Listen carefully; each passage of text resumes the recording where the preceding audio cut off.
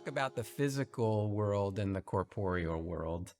And I think this is a very important distinction. Well, it's tremendously important because the corporeal world is a perceptible world.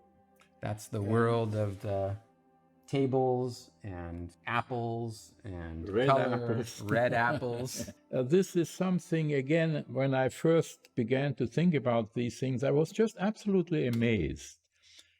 Because in daily life, we are convinced that we perceive the world in which we live. This table is solid and it's brown, and I perceive it. Yes.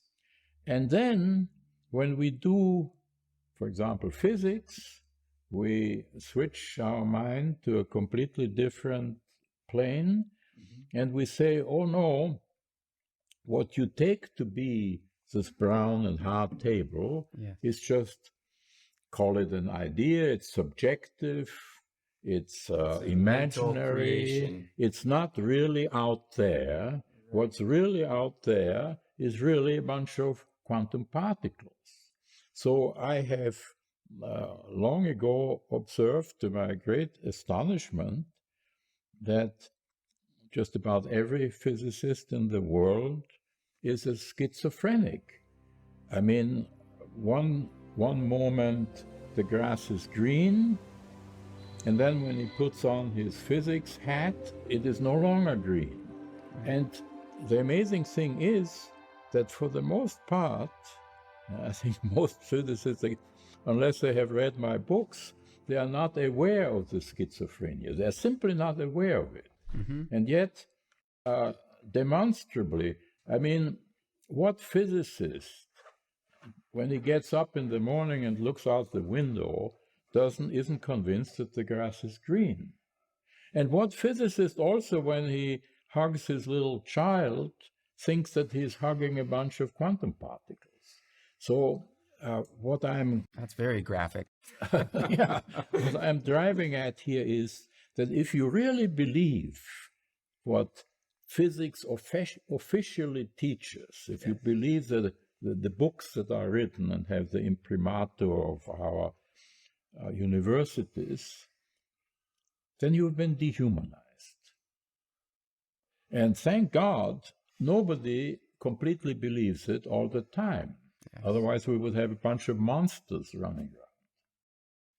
That's a very important word, dehumanized. Dehumanized. But unfortunately, with the spreading of so-called higher education, a certain degree of dehumanization is actually occurring. Yes. It's occurring to our children when we send them off to the university. Yes. It doesn't have to be a university. I mean, a high school already will indoctrinate you into these scientific ideas. I should explain that word. According to my computer, scientific is not yet a word. Right. But mine too. The difference between scientism and science is this.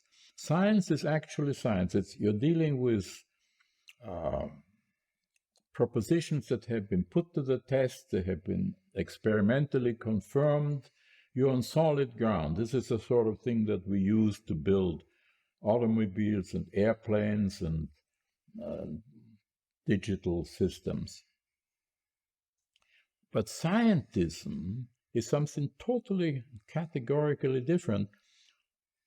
Scientism has to do with ideas which are presented as being based upon science, being scientific in that sense that the science has proved this, and yet they are not in the least degree proved. They're not even provable, let alone actually proved.